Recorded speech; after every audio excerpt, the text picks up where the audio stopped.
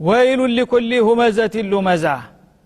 ሰዎችን ዘላፊና ነቃፊ እንዲሁም ደግሞ ሐሚተኛ የሆኑት ሰዎች ሁሉ ወዮላቸው ኢላላ አላህ Subhanahu Wa Ta'ala እና ሁመዛ ማለት በተግባር በከንፈር ንክሻና በአይን ጥቅሻ የሚደረጉ ማሽሟጠጮች ሁመዛ ይባላሉ ከዛ ደግሞ በመላሱ እገሌ እንደዚህ ነው ብሎ እሱን ክብሩን የሚነካ ነገር የሚያማና የሚዘልፍ ከሆነ ደግሞ ሉመዛ ይባላል እና ሁለቱም ብቻ በሰዎች ላይ አቃቀር የሚያወጡና ሰዎችን የሚያጣጥሉ የሚያንቋሽሹ ሰዎች ወዮላቸው ሲል ያስጠነቅቃል ማለት ነው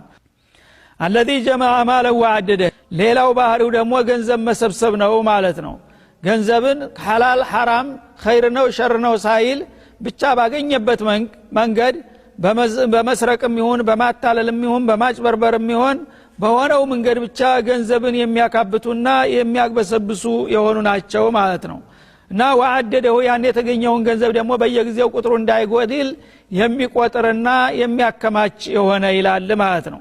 ቃል يحسب ان ماله اخلده ከቂልነቱ ብዛት የተነሳ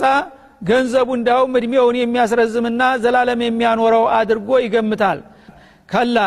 እናንተ ተላላው የሰው ልጅ ከዚህ አይነት ከንቱ አስተሳሰብ ተቆጠብና ታረም ከዚህ ከንቱ ሐሳብ ብትወጣ ይሻላል ይላል እንቢ ካለ ግን ይሄ ሰው ለይንበደነ في الحطمه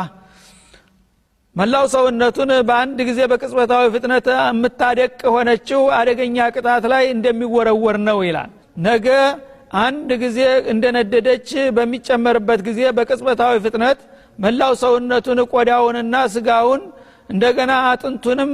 አዲቃ በአንድ ጊዜ አመድ የምታረጋ አደገኛ ሳት ላይ እንደሚወረውረው ተወዲሁ ይወቅና ይጠንቀቅ ይላል وما ادراك ما الحطمه አድቃቂ የተባለችው ቅጣት ምን አይነት አድቃቂ እንደሆነች ምን ታውቃለህ እና እሷ ማልሁጦማ የተባለችው አደገኛ ቅጣት ናሩላህ الموقده አንድ ጊዜ ከተለኮሰችና ከነደደች መብረጃና መጥፊያ የሌላት የአላህ ቅጣት ናት ይላል ማለት ነው ይህችም እሳት አንድ ጊዜ ከተለኮሰች ምን ጊዜም ቢሆን መብረጃና መጥፊያ የሌላት ናት ማለት ነው